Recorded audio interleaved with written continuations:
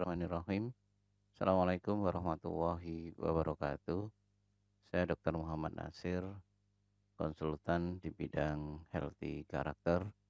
Bagaimana kita bisa menuju falah, sebuah kesuksesan dan kebahagiaan dengan mengupgrade atau membentuk karakter kita dengan basis kolbu. Dan saya mohon untuk bisa subscribe maupun memberikan komentar ya, agar apa yang nanti kita lakukan untuk kedepannya bisa lebih lancar lagi. Terima kasih. Saat ini saya beberapa hari atau beberapa minggu ini ditanyakan beberapa rekan maupun eh, pecinta daripada saluran saya ya, tentang virus corona. Dok, kenapa kok nggak memberi sebuah tanggapan tentang virus corona? Saya waktu itu memang berpikir kan sudah banyak itu, tapi nggak tahu beberapa rekan-rekan menginginkan akan hal itu. Jadi saya tidak memberikan gambaran awal lagi tentang virus corona. Karena menurut saya bahwa virus corona itu adalah virus yang memang mutasi ya, dari harusnya virus itu menyebar di antara hewan, tapi ini bisa ke manusia. Dan virus ini kalau menurut saya ya, ini adalah virus yang menyerang atau akumulasi dari beberapa sistem dari lingkungan kita, termasuk binatang-binatang yang ada di sekitar kita, yang itu terjadi sebuah mutasi yang menyebabkan virus itu sangat kuat dan mudah untuk menular pada manusia. Jadi coronavirus itu bukan satu virus tapi merupakan kumpulan. Yang itu hebatnya, targetnya itu kalau saya katakan ya, bahwa itu menyerang sistem pernafasan dari hal yang sifatnya ringan sampai kepada yang serius atau emergensi yang berupa pneumonia. Ya, gejala-gejalanya kalau mengenai yang sistem pernafasan ringan ya seperti flu ya. Tapi kalau sudah mengarah ke pneumonia itu mulai ditambahi dengan sesak nafas. Yang menarik bahwa saya cukup simpatik dari hampir rekan-rekan saya sejawat di bidang kedokteran ya. Itu begitu serius, begitu memantau, begitu yang harus digarisbawahi itu berusaha membantu ya. Bagaimana kami di bidang kedokteran ini betul-betul membantu memberi yang terbaik untuk masyarakat atau umat. Begitu juga banyak saudara saya yang di bidang dakwah juga nggak kurang andilnya. Mereka banyak memberikan dalil ini dan itu ya. Tapi ada satu hal yang harus difahami bahwa kondisi ini memang lagi on ya, lagi begitu kuatnya aktif. Bahkan saya melihat bahwa seolah-olah virus ini punya mata ya, punya mata di sini itu artinya terkadang satu tempat, satu contoh pada kapal ya yang mewah itu, di mana di situ nampak bahwa tidak semua anggota yang di situ itu terkena. Begitu juga pada sebuah komunitas, misalkan ada di sebuah pesta, sebuah ruangan ya. Di situ memang kecenderungannya akan mengenai semuanya. Tapi itu bukan sebuah otomatisasi. Sekali lagi saya katakan bukan otomatisasi. Disitulah menunjukkan tentang ayat Allah bahwa apapun yang Allah tetapkan itu tidak akan bisa berubah. Kalau Allah menetapkan terjadi, ya nular, ya akan menular. Kalau Allah menetapkan tidak menular, ya tidak menular. Tapi bukan berarti di sini kita jarak. Kalau bahasa Jawa Timur itu jarak itu apa ya? Pemerintah sudah berusaha untuk menunjukkan bahwa larangan misalkan ya, kalau tidak perlu untuk menghadiri tempat wisata, ya mal-mal dan lain sebagainya, keramaian. Tapi kita dengan dalil itu kan Allah eee, sudah menentukan bahkan di Lauhul Mahfudz, siapa yang kena, siapa yang tidak. Ya bukan kayak gitu ya. Rasulullah sendiri pun di dalam hadis itu telah mengatakan bahwa kalau memang ada di suatu daerah itu terkena penyakit atau wabah, janganlah yang dari negara tersebut atau daerah tersebut itu keluar dari tempat itu, dan jangan pula yang di luar daerah itu juga masuk. Bahkan ada hadis yang lainnya dikatakan bahwa janganlah kau campur manusia yang sehat dengan yang sakit, atau unta yang sakit dengan unta yang sehat.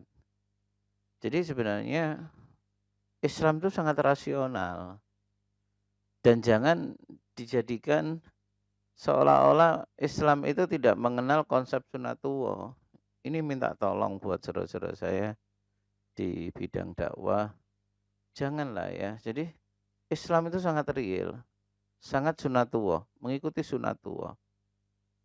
Jadi kalau memang pemerintah memberikan sebuah instruksi seperti itu, dan itu kan untuk kebaikan ya.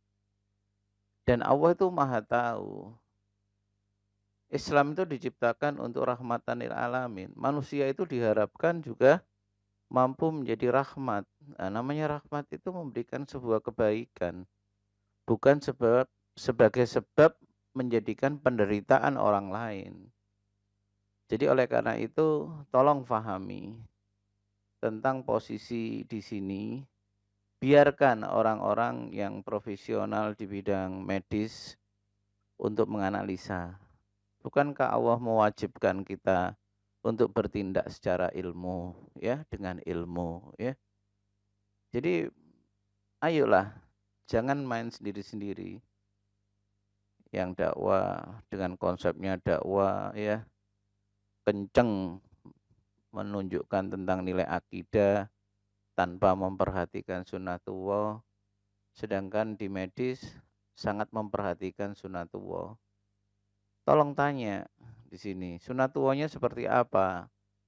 Sehingga di sini para ulama bisa menyempurnakan keterkaitan kita sebagai ikhtiar manusia, sebagai hablum minan nas, digabungkan dengan ikhtiar kita sebagai hablum minallah.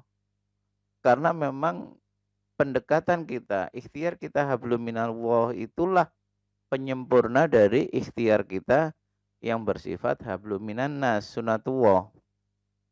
Kalau saya melihat seperti itu, dan sekali lagi saya menangkap bahwa virus corona ini bisa apa ya bahasa saya itu, saya melihat kalau di tayangan mikroskopik daripada gerakan virus itu, saya menangkap bahwa virus ini bisa sewaktu-waktu itu berubah atau mutasi. Nah, adanya mutasi ini menyebabkan ada sebagian yang belum terjadi mutasi dengan sebuah pendekatan yang saat ini ada, itu mampu terselesaikan. Saya katakan sebagian ya. Tapi ada juga dengan pengobatan yang sama pada kasus yang sama, itu tidak bisa menunjukkan sebuah perubahan yang nyata. Karena apa? Mutasi daripada virus ini cukup kuat sekali, cukup cepat sekali. Jadi oleh karena itu saudara-saudaraku, tidak ada cara yang lain kecuali pertama kali kita tentunya memohon sama Allah. Terutama apa? Allah mengajak kita saat ini lebih mendekat, lebih pasrah, lebih tawakal kepada Allah. tanpa tawakal, tanpa memasrahkan urusan kita kepada Allah, kita menjadi orang yang kesulitan di dalam menyelesaikan hal ini. Manusia sebagai ciptaan Allah, virus sebagai ciptaan Allah. Allah sangat berpeluang, sangat mutlak memungkinkan untuk menghentikan virus itu, melemahkan virus itu, bahkan mengangkatnya dari dunia ini. Begitu juga Allah juga mempunyai hak untuk memberikan kesempatan secara sunnatullah virus ini untuk bergerak. Jadi oleh karena itu, semakin kita mampu untuk bertawakal kepada Allah, maka insya Allah, sekali lagi insya Allah, maka kita akan lebih terlindungi. Karena apa? Kita pasrahkan diri kita, hidup kita kepada Allah, pemilik diri kita maupun pemilik virus itu. Itu kalau menurut saya hal yang paling mendasar yang harus kita pahami. Lalu yang kedua adalah kita mencoba untuk fokus kepada diri kita dan lingkungan kita, bahwa karena terlalu cepatnya laju virus ini, maka diusahakan untuk sementara ini jabatan tangan, ya, senggolan dan lain sebagainya, sentuhan itu khusus untuk orang rumah aja ya, atau keluarga kecil istilah saya. Keluarga yang dimana di situ tinggal dengan kita. Di luar itu kita mencoba untuk tidak bersentuhan, tapi tetap kita menunjukkan rasa hormat kita, etika kita sebagai seorang muslim, seorang yang mukmin. Ketemu yang ucapkan salam, ya, walaupun tanpa jabatan tangan, dengan senyum, ya, dengan menanyakan bagaimana kabarnya, ya seperti itu. Itu yang paling harus dijaga. Lalu yang kedua adalah selalu berusaha untuk membersihkan kulit kita bagian luar, terutama telapak tangan kita. Begitu kita keluar dari rumah, balik lagi, dibersihkan. Begitu keluar, dibersihkan. Walaupun ke tetangga, walaupun ke masjid, apalagi yang tukang adzan dan lain sebagainya yang mengoperasikan instrumen di masjid, itu harus tetap pulang dari masjid harus tetap membersihkan telapak tangannya dan apa-apa yang tadi nyenggol selama keluar tadi. Lalu yang ketiga adalah usahakan saudara-saudaraku yang muslim, jika Anda sholat di masjid, cobalah membawa sajadah sendiri. Sajadah yang kecil itu loh, yang untuk biasanya untuk sujud tok ya. Biasakan seperti itu untuk sementara waktu. Karena virus itu bisa bertahan di tempat-tempat tertentu, ada yang 1 hari, kalau semakin dingin, bahkan di level 8 derajat bisa sampai 1 bulan. Wow, alam ya, kita tidak tahu, kita tidak bisa menganalisa itu dengan detail karena tidak ada alat yang cukup untuk menganalisa itu sedetail mungkin. Lalu yang keempat adalah saudara-saudaraku, bahwa ayo kita tingkatkan pertahanan tubuh kita, terutama lewat, ya, hindari semua ketegangan yang ada di dalam tubuh kita. Walaupun kita minum vitamin C dan lain sebagainya, itu boleh ya, sekali lagi saya boleh. Silakan ikhtiar secara medis maupun herbal. Tapi semuanya itu akan bisa hancur kalau jika kita itu terlalu panik, terlalu emosi ya dalam mensikapi hidup, terutama ya ketegangan yang ada di dalam keluarga internal. Suami, istri, anak ya, kepada orang tua, itu tolong sangat dihindari karena ketegangan itu sendiri akan membuat destruksi sebuah sistem di dalam tubuh kita. Sehingga apa yang kita konsumsi di situ tidak kelihatan nyata, bahkan akan memunculkan penyakit-penyakit baru. Tapi jika kita itu mencoba di situ untuk meningkatkan kualitas kita dengan menjaga hubungan kita semakin tawakal tadi ya sama Allah, meningkatkan ibadah, berdoa, berzikir, lalu menjaga hubungan internal tadi, maka kemungkinan besar insya Allah kesehatan kita itu akan meningkat dengan sendirinya. Karena sistem itu sebenarnya mengikuti karakter kita, bukan mengikuti makanan kita. Kalau sudah mengikuti karakter kita, baru makanan yang kita konsumsi itu akan menunjukkan hasil atau perubahan di dalam diri seseorang.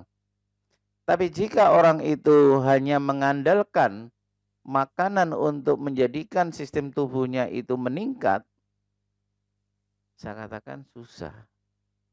Coba aja nanti. Jenengan mengkonsumsi makanan-makanan yang bagus, tapi bendino geger karo bojo, karo anak dan lain sebagainya. Insya Allah di dalam apa yang saya pelajari selama ini, Anda akan gagal. Bahkan Anda punya penyakit baru lagi. Ya, penyakit baru itu kalau itu menyangkut sebuah sistem pertahanan tubuh, maka jenengan menjadi orang yang rentan. Ya, jadi itu tolong diperhatikan. Hubungan internal itu sangat membantu sekali.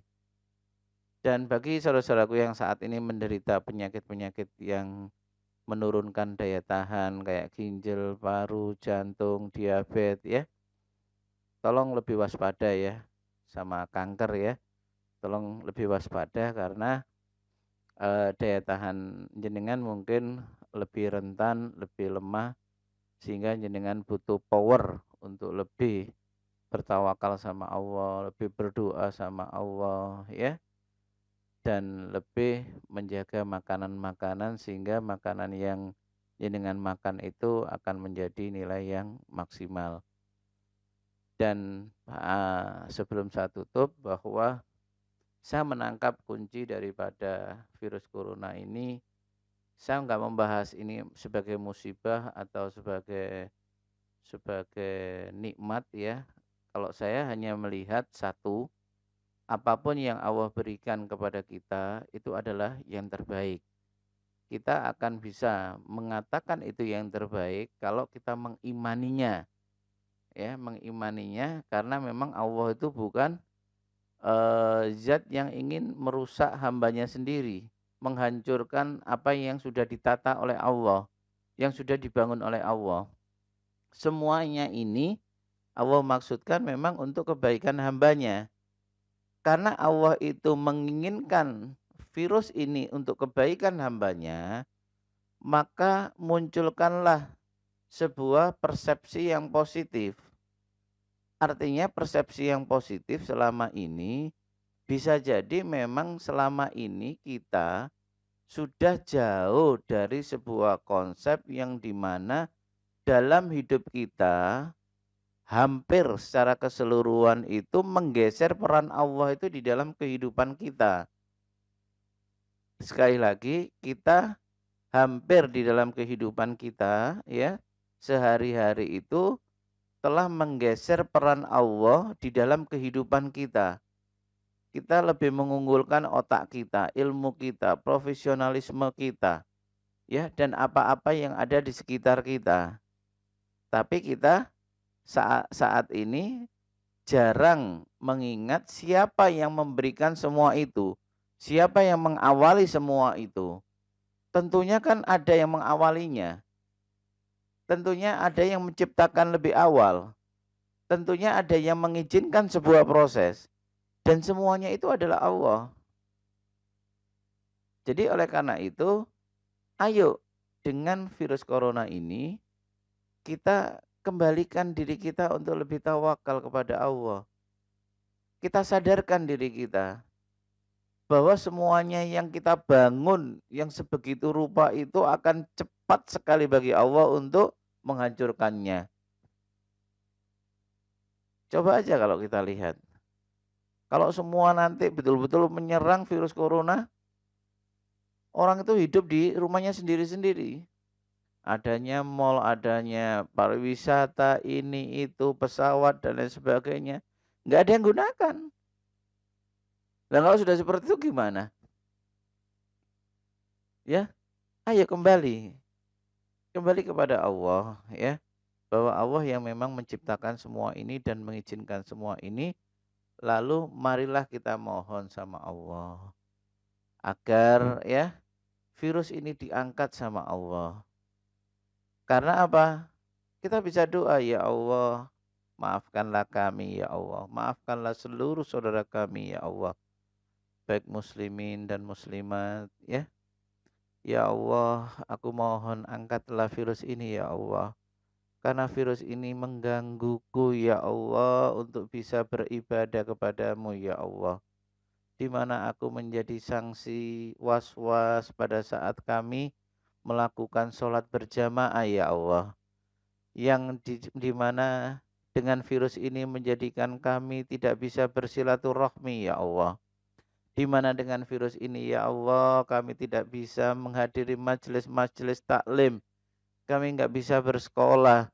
Kami nggak bisa kuliah ya Allah. Kita tunjukkan. Jadi sesuatu ini ingin kita angkat atau ingin kita mohonkan Allah untuk mengangkat itu karena kita ini memang kepingin lebih beribadah kepada Allah. Itu harus kita tunjukkan. Dan itu nggak apa-apa doa seperti itu. Kalau semua orang itu berdoa seperti itu, ya Allah ampunilah aku ya Allah. Ya Allah lindungilah semua saudara kami ya Allah. Angkatlah virus ini ya Allah. Agar kami bisa lebih beribadah kepadamu ya Allah. Agar kami bisa bersilaturahmi ya Allah. Agar kami bisa membantu sesama saudara kami ya Allah. Ya, ayo. Ini harus kita bantu. Kita gaungkan semangat untuk berdoa seperti itu. Dengan semua yang saya sampaikan itu, insya Allah paling tidak preventif kita dan usaha kita untuk membantu ya pemerintah, tim medis ya untuk keluar dari persoalan virus corona ini akan terrealisir. Sekali lagi ini konsep dari Kolbu Madani yang saya amati dan yang saya analisa sampai hari ini. Saya Dr. Muhammad Nasir dari Kolbu Madani. Assalamualaikum warahmatullahi wabarakatuh.